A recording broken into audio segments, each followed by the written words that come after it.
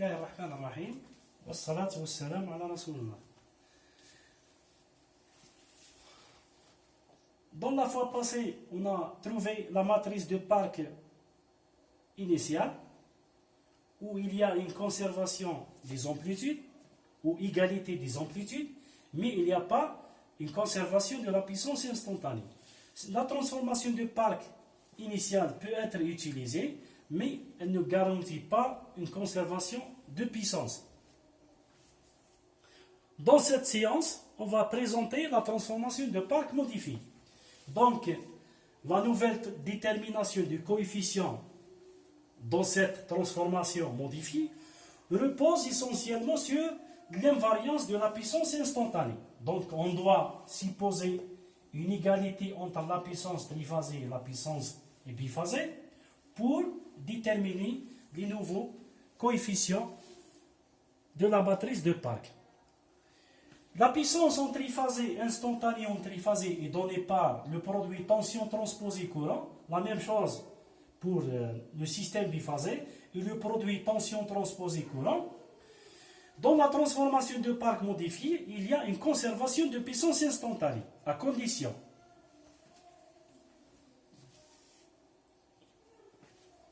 Donc, en commençant par l'étape de l'égalité entre la puissance triphasée et biphasée, cette égalité a été à démontrer. Donc, dans le deuxième terme, on peut travailler de ce côté et voir les conditions sur les matrices pour voir l'égalité de cette quantité à celle-ci. Pour les tensions selon l'axe direct et inverse sont données par la matrice Pθ VABC et le courant Pθ IABC. En remplaçant cette quantité ici et celle-ci ici, on trouve l'expression suivante. Faites très attention, il y a ici un transposé. Donc le transposé, il va nous transposer la matrice Pθs ici et VABC ici. Donc ce produit nous donne VABC transposé, Pθs transposé. C'est la loi du transposé des matrices. Fois la matrice Pθs IABC. Donc, pour que ce terme soit égal VABC transposé IABC, c'est-à-dire le triphasé, donc il faut que ce produit des deux matrices, Pθs transposé T fois Pθs, soit égal à la matrice unitaire. Cette caractéristique est obligatoire pour que le système soit conservatif en puissance instantanée. Donc la matrice de passage Pθs doit être orthogonale.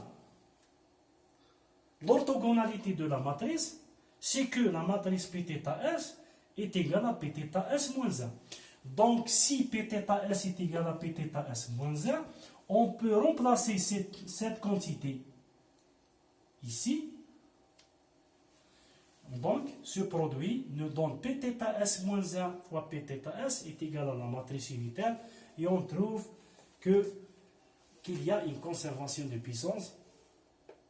Donc, pour que la matrice de Park modifiée soit être valable, il faut que la matrice Pθs soit orthogonale et à partir de cette condition, on trouve que N1 sur N2 est égal à racine de 2 sur 3 et K0 est égal à 1 sur 3. 1 sur racine de 3.